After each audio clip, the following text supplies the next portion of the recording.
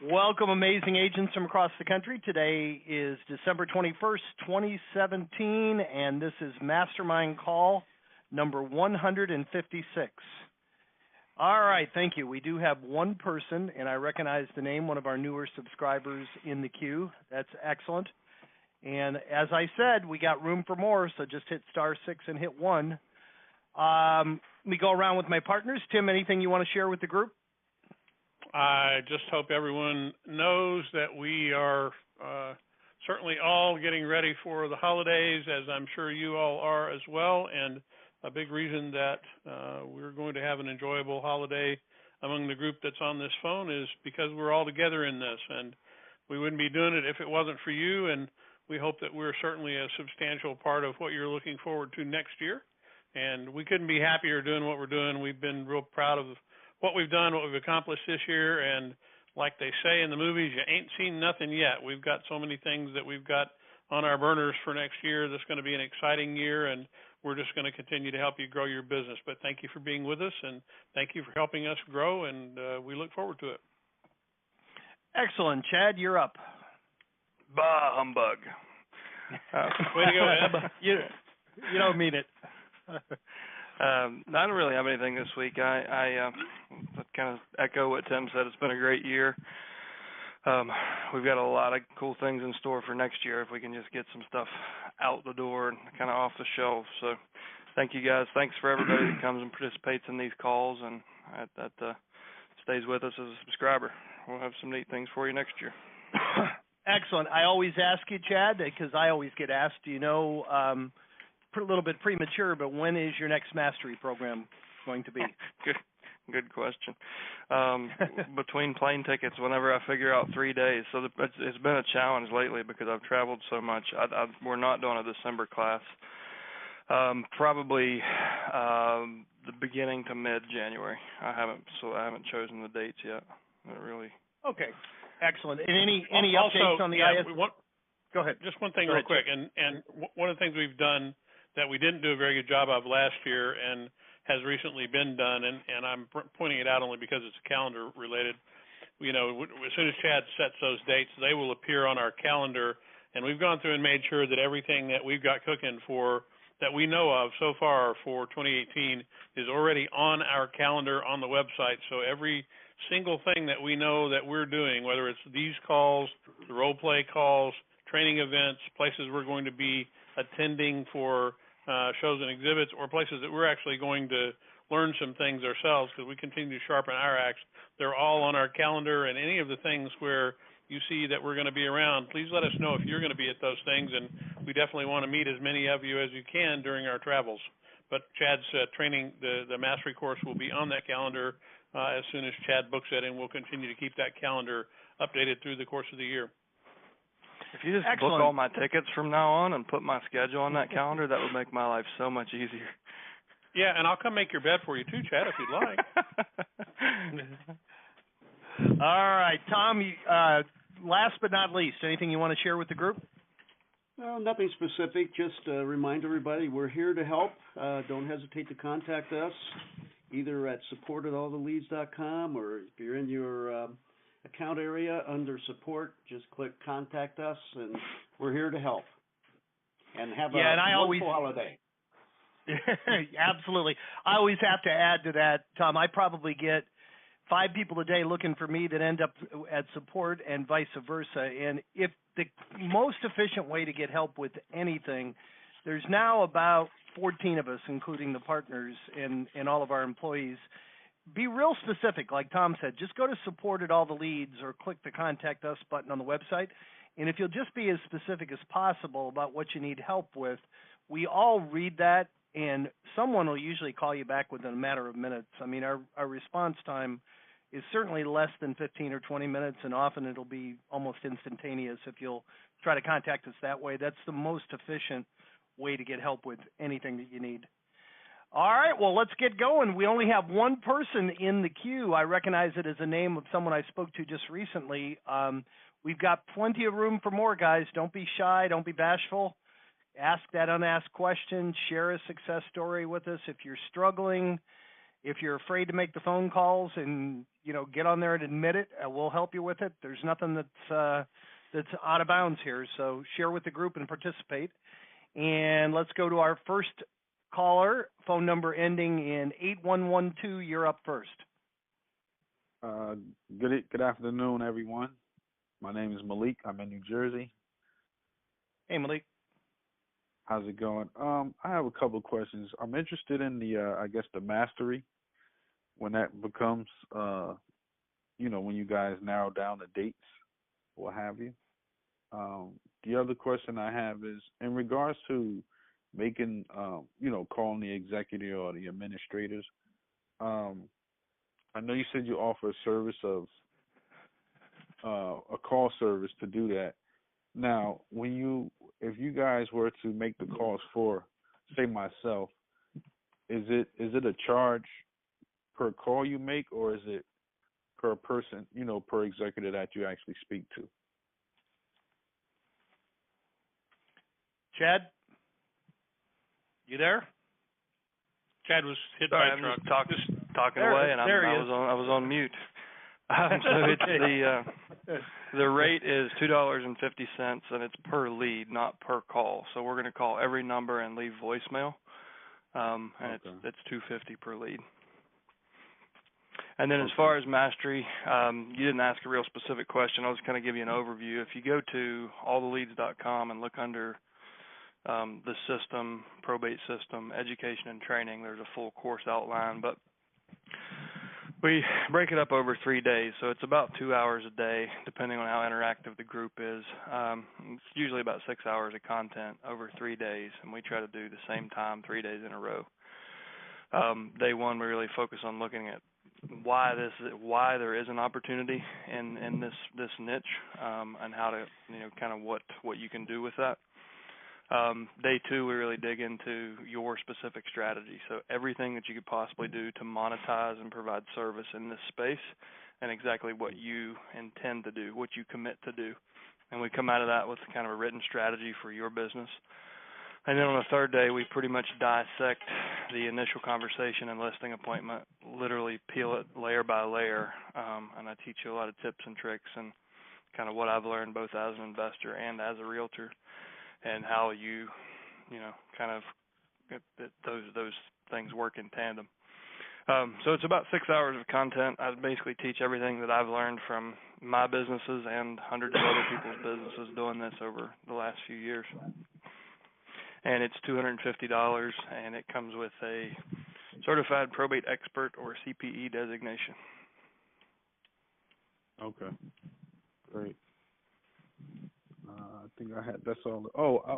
The other question I have is, do you normally see an uptake in calls around the holiday season when it comes to probate versus, during most part of the year? Are you saying calls in response to your marketing? And you're right, in response to your marketing. Surprisingly, I've actually done really well right before the holidays. Like this week, 3 years ago, I sent out a 120-piece mailer, listed 2 houses, and actually got offers and ratified the contracts on Christmas morning. So my whole end-to-end, from the initial phone call to the having a ratified contract, was just a few days. So the people that did call me during the holidays were ready to list, and both of those deals closed in early, mid-January. So the cash conversion cycle on those was probably inside of 30 days because they were investor deals. And believe it or not, there were at least 2 investors in Roanoke, Virginia that were writing offers on Christmas morning. It floored me, but true story. We've had a lot of people, over the last couple of years tell similar stories. So, the market doesn't rest or take off for holidays. And, the people who are in this situation, this is probably, they're even more stressed, which can equal more motivated right now than the other time, because they're mourning the loss of somebody. It's probably the first Christmas without them. They have all the stress that the holidays bring, and they have this added stress of administering an estate. So sometimes people are they've just had enough. They're willing to say, "Damn it, someone please help." And so you can actually find more motivated people during this time of year, in my experience. Now, have you noticed? Because I've done a mailing recently. I've went on about four appointments in the past. I want to say week and a half. Good for you, man. One guy has already accepted one of my offers. Yeah. But I noticed that like there's two of them. It's kind of like they've received multiple letters from other investors besides myself. So now it's kind of like feel like I'm in somewhat of a bidding war, so to speak. So how do you differentiate yourself? I've offered them, I guess I want to say, didn't put a lot of pressure on them where I guess a couple of people have put pressure on them to make a decision. So I didn't do that. I've offered them more than one solution to buy their property, not just cash, but possibly like seller finance. It's a good start. But that benefits you, not them, unless you do it for a premium price. Well, one of them I actually offered to pay. I guess I offered to pay what the appraisal price was. Okay. But I knew that the value of the house was a lot more though. But again, just figure, hey, this might work as far as both of us being able to come to a happy medium.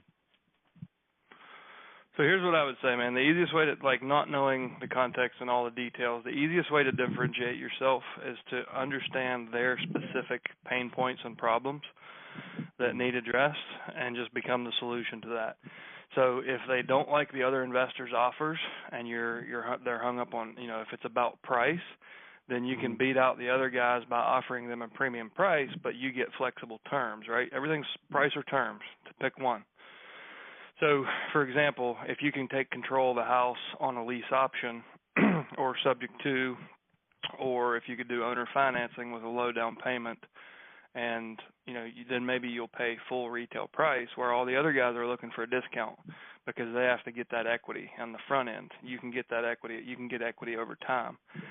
So understanding what their goals are, if their goal is more money, and money is more important than time, then you can do things like that with creative financing. If their goal is time, then you can obviously offer to buy the house as is with all the contents, close as soon as title comes back. You can even do things like, listen, I'll give you $5,000 in non-refundable earnest money right now. Like, you can pump up your earnest money deposit, because most investors are putting $100 on their EMD. So inflate that number to really set yourself apart, and then make it non-refundable. Take the weasel clauses out of your contracts, as long as you know you have a deal. Don't get yourself in trouble. But those are ways you can really differentiate yourself and win out on those deals by really, be the solution they're looking for. So it starts with asking really good questions. Most people go in there and a lot of investors they talk shit on the house, and they try to intimidate people, and they try to put pressure on them. And if you come in and you're really transparent, and you're like, listen, the house is worth this, we can do this cash, I could do this with creative financing. It really just depends on what your goals are. Tell me about what your all's goals are, or maybe even lead with that, and then give them the options. And they're going to trust you way more because you've been transparent. That's something I teach in Mastery. I have a net sheet that gives 3 scenarios, and with almost every appointment, I show them 3 scenarios, and it's usually cash, as is, retail. And it can be, you can change the headings and make it fit different scenarios. But I will literally, even if I want to buy the house, I'll show them what I could sell it for retail if I take the financial and the time risk of rehabbing the house, or what I can sell it for as is. And I'll let them self-select into that, what works best for them. So just those are ideas. Really focus on what is their motivation and what is their biggest problem, and just become the solution to that, and focus on the service, not the dollars. And you'll rise above those other guys. And my other question is also, I noticed lately I have one offer that I need to make, and the property is in an area where they're actually knocking down the existing houses and then building new, and those houses are actually selling for like 1.3, 1.4. Mm-hmm. And when I was talking to one of the co-executors, which was the brother, and I was trying to, I was asking him, what were him and his sister looking to sell the property for.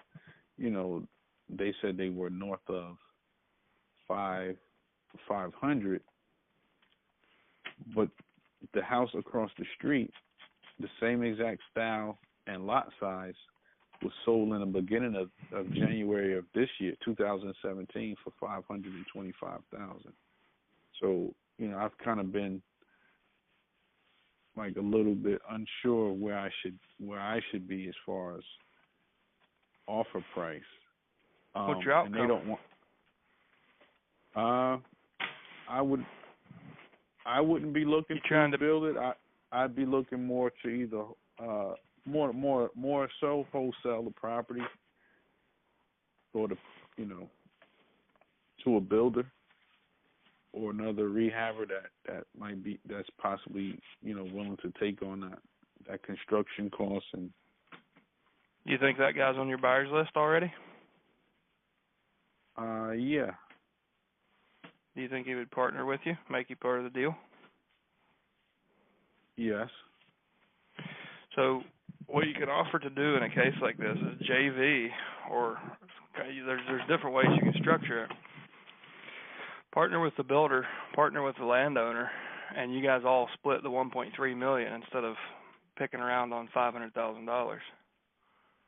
And you gotta, you get appropriate reward for the risk you take in the transaction. So the builder's going to get more, and then the landowner's going to get more than you. But you can be of value by bringing the pieces together and managing to you can be a transaction engineer and create a much bigger transaction that will equal more money for you and everybody else. Okay. All right, sir. I appreciate it. We got 3 more in the queue. I don't want to cut you off, but go ahead, Chad. You had something else to add? I was just going to tell him that's common in San Francisco, and in the northern, even in the Bay Area in general right now. I know people who have done that. They basically partner with probate homeowners, tear the house down, rebuild, and split profit. So that might be your most profitable play on that. And Malik, if you need more help, just email us, and Chad will get back to you with more specifics if you need coaching through a particular deal. Okay. All right, sir. You good? All right. Thanks a lot. Yes. All right. Dave, welcome, and please come back every week and participate. We appreciate it. Thank you. All right. Next up is phone number ending in 7334. You're up next. Hey, guys. Thanks for taking my question. My name's David. I'm an agent in Southern California. And I just had a quick question regarding setting the price and accepting the offer for a probate property. So two questions. One regarding a personal rep with full authority. Does that individual have complete control over the price of the property? For instance, if the comps in the area are, say, $500,000, but he wants to sell his house, to an investor at a discounted price, does he have full control over that, or does the court have anything to say? I'm 80% certain when you have been granted full authority that you do have full control over that. Normally, it would have to go to court and go through what's called an overbid process in California. I think full authority actually circumvents that, though. That's not a requirement. Okay. Definitely a probate attorney question, though, before you don't go give that advice out until I would ask an attorney in that state to. Okay. And the other one is closely related to it as far as if they have limited authority. I know the court will have somebody do a price assessment and set the price of the house. And I was wondering if the house, let's say they set the value of the house at $500,000, and let's say I have a buyer for it, and he wants to offer less. Is there a range that you need to stick to, or can I offer any price for that house, and if it's substantially lower than the original offer price, do they just have to go back to the court to ask if they can get approval for that offer? Yeah, in that case, that would be where the overbid process would come into play. You are in California, right? Didn't you say that? Yeah. So in that case, you would take the offer. You can even sign that offer. You know, the executor and the purchaser can sign the offer. You take that. It's contingent upon court approval, obviously. You take that to court, and the court will say, you know, show me a valuation, a BPO or an appraisal, and then the judge will call for an overbid, and that's basically, it's kind of like an auction. So if someone is there from the family or the public that's willing to pay more, then they can step up and speak right there and buy it almost like a trustee sale. If they don't, then the judge can decide to reject or accept the offer. As long as the family, you know, think about it, it's as long as the judge doesn't feel like there's, you know, if it's not extortion or nobody's being misled, there's no real incentive for them not to approve contracts, right? They just want to make sure that things have been done fairly and that the family's not getting bamboozled. But plenty of people buy stuff far under market value. It just has to go through that process to, you know, to get done if there's not full authority. Okay. Yeah. Chad, go ahead. Go ahead. I'm sorry. I was just going to say a clarification, because everything takes longer. There's more red tape in California probably than anywhere else in the country. The good news is your sales prices are so high, you make a lot more commission on an average deal. I was just going to ask Chad, for somebody who's not in California, for most of our other callers, is it correct that a pretty significant percentage of the cases, the family makes the decision, there's no court approval required in other states? Would that be a fair statement? Yeah, okay, I would say, and probably 75% of states, it's really up to the executor, up to the family. They're like, I know we've got Roger Lisi, you know, in his market, they have to get, they don't use the word appraisal, they use the word appraisement in the court. So they require an appraisement when you bring an offer. So there's nuances, subtle nuances from different markets, but I'd say 70% of them leave it up to the executors. Perfect. And you had a follow-up question, sir? Go ahead. Well, just one other thing, if anybody happens to know, if somebody wants to go in and do an overbid, are they required to have an agent as well? No. Okay, because I thought I read that they did, but I'm totally unsure. So probably not. Anybody can go in and overbid. Like anyone from the public can show up at a courthouse and say, "I'll give you money for that." I don't think there's any agent requirement. Only for the seller, the personal rep, they are required, right, in California? Not that I know of. No, I don't think. I mean, you can be an independent seller without an agent. Yeah, I was talking to an attorney this week, and I forget what the term was, but he said about 20 to 30% of the probates in California get filed by the administrator. It's pro se, it's called, which means on my own.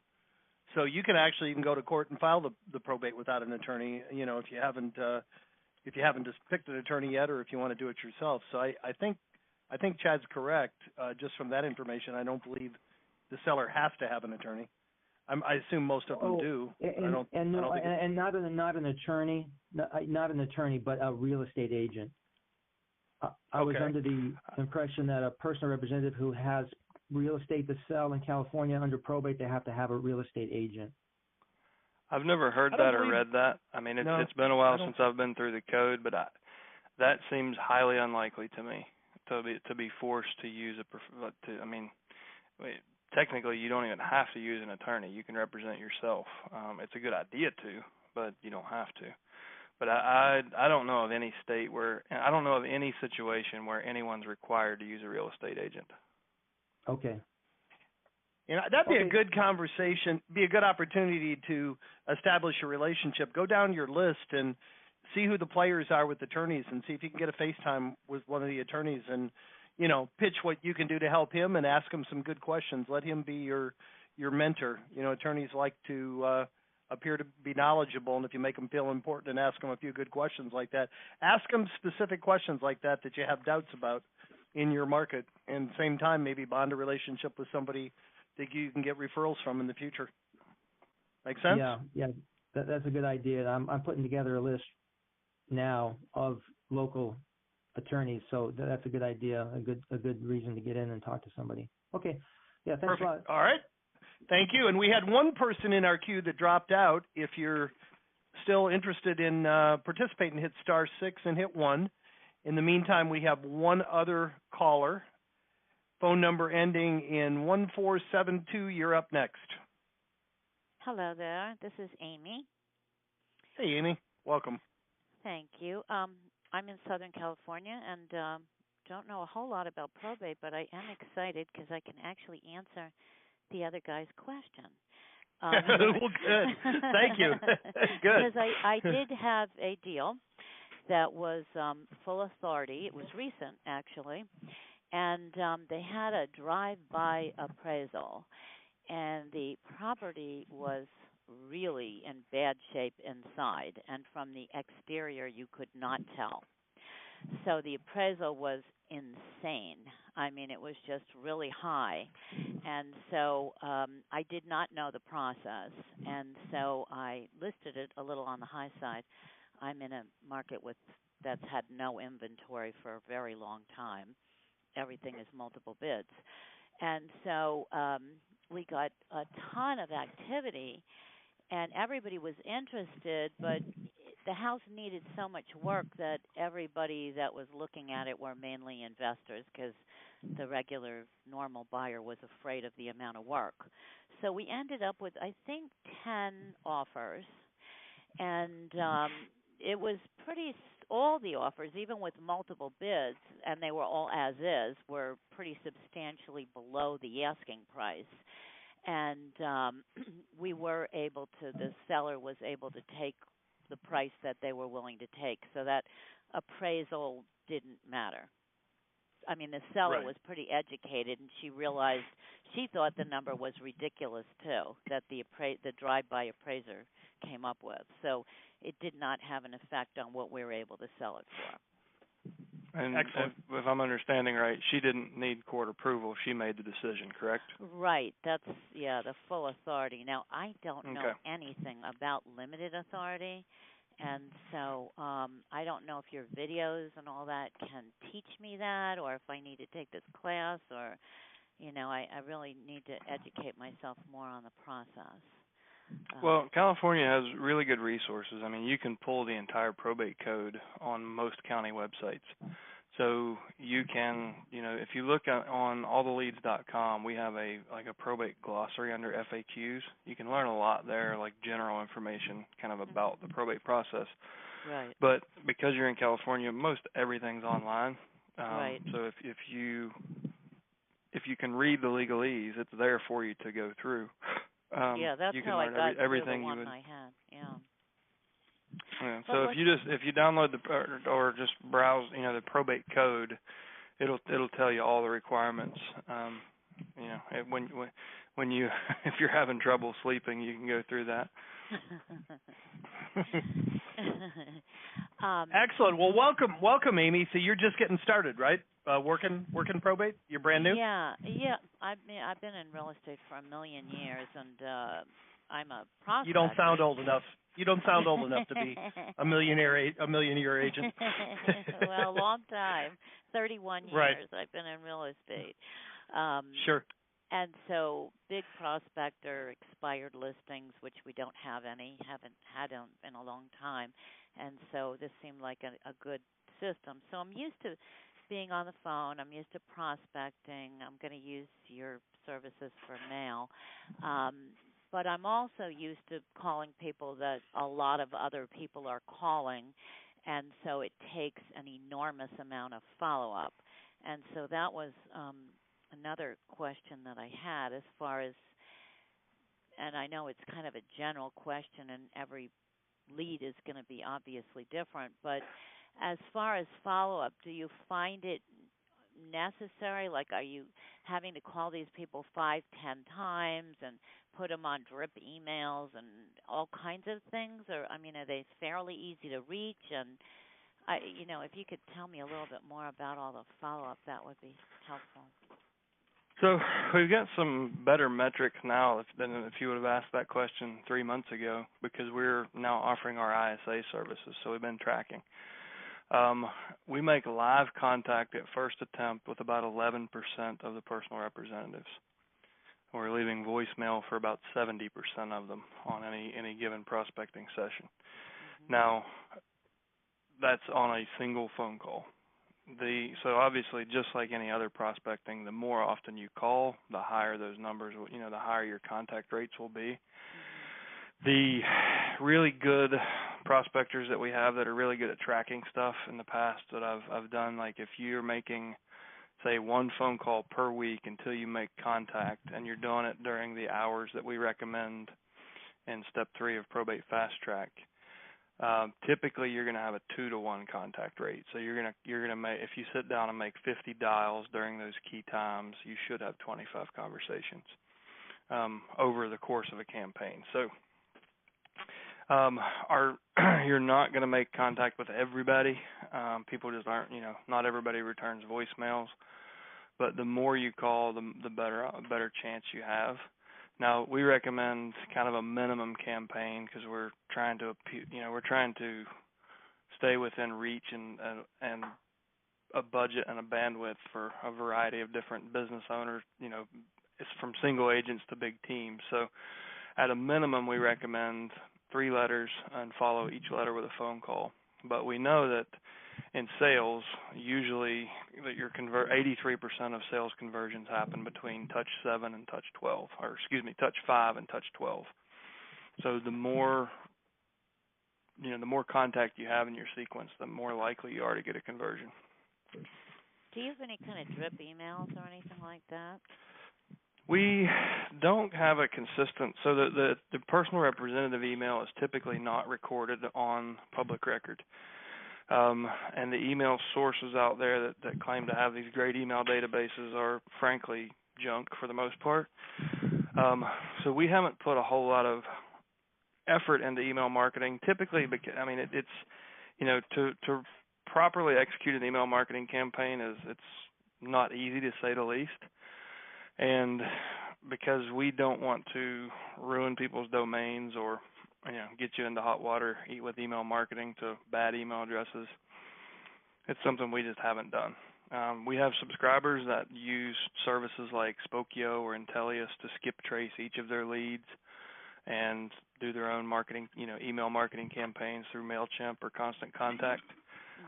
But it's not something we're providing. Now, I will say that I have been surprised, like in a lot of markets now, we do get email addresses for the attorney. And we've had 3 or 4 people that have gotten multiple deals off of attorney email campaigns. It seems to be more effective to do the marketing to them by email. You have in chat, the agents that have done well with that have told us that what they do is they'll do a mail merge, and all they put in the subject line to the attorney is referencing probate case number 75203. So it looks like an official correspondence. It's more likely to get opened and read if you just reference the probate case number. Yeah, I think we've had several that have told us they've done very well with that. So that, and with the attorney, if you got a good email address, why not? It comes off the tax records, and they're probably more likely to open and read an email if it references a case number than to answer the phone and directly or respond to a mail piece. And again, our agents tell us the most effective thing with attorneys is find out who the players are and just get in front of them. We have a really nice 3-page brochure on our website that you can download and use for attorneys. And FaceTime with the attorneys seems to be the most productive way to, to get their business. What else, Amy? Anything else we can help you with? I guess I'm not shy and I'm very comfortable on the phone, but not being an expert in the process. Again, the full authority was really easy. I mean, it was just almost like a regular deal. And I did whatever the one guy said about, just kept Googling. And because, I didn't know you needed to have, I don't know if this is everywhere, but in California, I think it was, you could only have a 2-month listing agreement, something like that.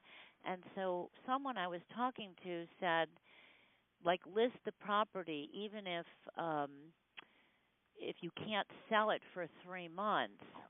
But here, I remember you could only have a 2-month listing agreement, which is not a problem to sell it because things sell really fast here. But so that was kind of an issue. And so I guess what I'm saying is, since I'm not the expert on the limited authority, I don't know how comfortable I am approaching an attorney when I don't have a lot of knowledge at this time. But I'm guessing, once I listen to these videos and things like that, it's probably not that complicated, correct? So you'll probably never get to a point where you'll impress an attorney with your probate knowledge. So just forget about that. Okay. But what do you have that will impress a probate attorney? A lot of things. I mean, I know a 30-year track record of outstanding service, right? Right. Mhm. So lead with that. Forget probate knowledge. He's always gonna know more than you. So don't try to don't feel like you're at a huge disadvantage going in, because he's always gonna have that advantage on you, and you're always gonna kick his ass at sales and marketing and service. Right. And just know that. So there's things that you both need from this. It's a symbiotic relationship. You can make his life easy by removing redundancy and providing a high level of customer service that he doesn't have to for little things that he doesn't get paid on. And he can provide you families who need help and need a high level of service. So don't let it hold you back that you're not a probate attorney. That's his job. You just show him why you're really good at yours and how that benefits his company. So in the beginning, as I'm starting with this, am I going after attorneys, or am I just starting with people that are personal representatives? I mean, how do we start this process? The ones that you're giving us, are those ones that I'm going to be calling the attorneys, or I'm more going to be, I mean, if you can, I'm ignorant. I've just signed up yesterday, so I don't really know a whole lot. Besides, I'm going to be given people to call, and then a lot of those people that I call, am I going to have to take another step and contact their attorney, or am I starting with some of the attorneys first? I'm just not sure the process. Yep. So what's most effective is both. You do kind of a two-prong approach. So I look at this as marketing and referrals, right?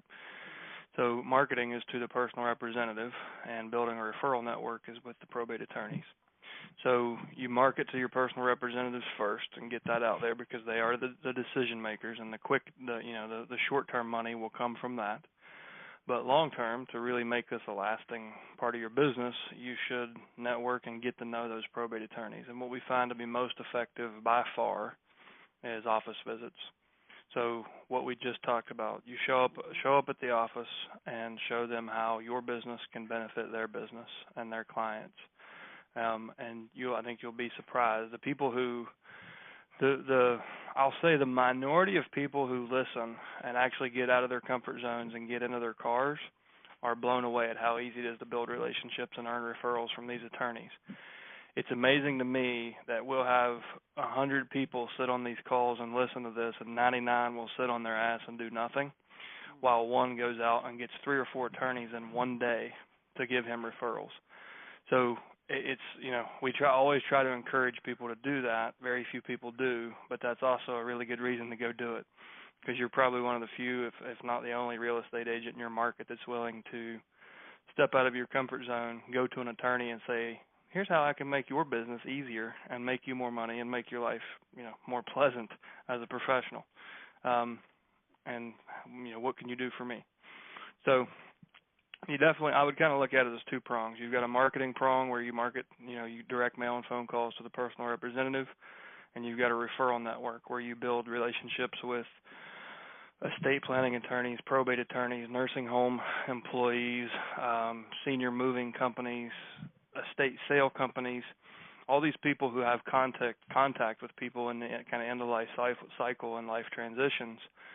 They should know what you do, and they should know how your business can benefit their business and their target clients. So that way, if you're going both avenues, you've got short-term money will always come from your marketing efforts, but long-term, you can get hundreds and hundreds of transactions from your referral partners just by showing them how you can make their business run more efficient, and everybody makes more money if you work together. Yeah, originally, I'm sure you can hear, I'm originally from the East Coast, and sold real estate with attorneys, and so they gave me a lot of referrals. But in California, you don't really have any dealings with attorneys, so I guess you really have to proactively go out and meet them because I'm not dealing with them on a daily basis. Okay, thank you. Perfect. Well, you're going to do well. You've put a lot of thought into it, Amy. You've got a great background in real estate, and really that's what when you approach these attorneys, you're not offering to do legal services. You're really offering to take a lot of the stuff that they have to field calls about off their plate. Like, what do we do with the personal property? Well, great, I've got a good estate sale company. You've got a clean-out crew. You've got a contractor. You're going to take everything non-related off the attorney's plate, and hopefully he'll handle everything like he's supposed to that is legal-related, and it's a perfect relationship. You just got to get their attention and let them know you're willing to do that. And like Chad said, they're pleasantly you're receptive if you're willing to get out there and get face-to-face. But thank you so much. Great questions. Thank you. We have no one else in the queue. And anything else, Amy, or is that all you needed? I'm thinking about taking that class, so I hope they're not doing it between January 22nd and the 24th. I won't be, because I'll be at Inman during those times. So. Oh, good. Okay, great. And you said it's a 3-day class, something like that? Yeah, we usually do like a Monday, Tuesday, Wednesday at 2 p.m. Eastern. Okay. Well, they say knowledge equals confidence, so I think that's absolutely. The more information we have, the better. Thank you. And please keep coming back on the calls and participating. We really appreciate it, Amy. If there's no last call, if anybody else has a question, hit *6 and then hit 1. Otherwise, we'll wrap it up and let you all get back to work. And that is it. No one else in the queue, guys. Thank you so much for everybody that took the time to be here. I want to echo what my partner Tim said. Have a great holiday. Be safe. Come back next Thursday. We will be here. I always like to end these calls by challenging everyone. You took 45 minutes today to be here, and we appreciate that. Take one idea, one thought, one thing you learned on today's call. Go out in the next week and put it into practice, and come back next Thursday and share your results with the group. Have a great holiday, everybody. Take care. We'll talk to you same time next Thursday.